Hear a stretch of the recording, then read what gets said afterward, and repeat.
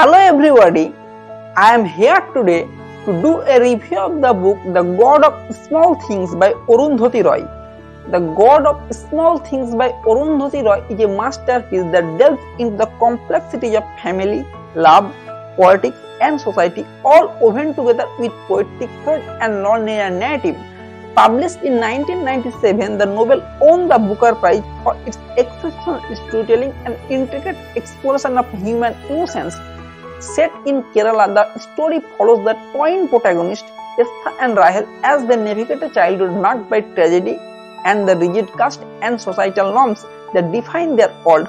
At its heart, the novel examines how small things shape people's lives, contrasting them against the big things of history, power and tradition. I will highly recommend you to start reading this book. I hope you will enjoy this book as much as I did. The God of Small Things by Arundhati Roy.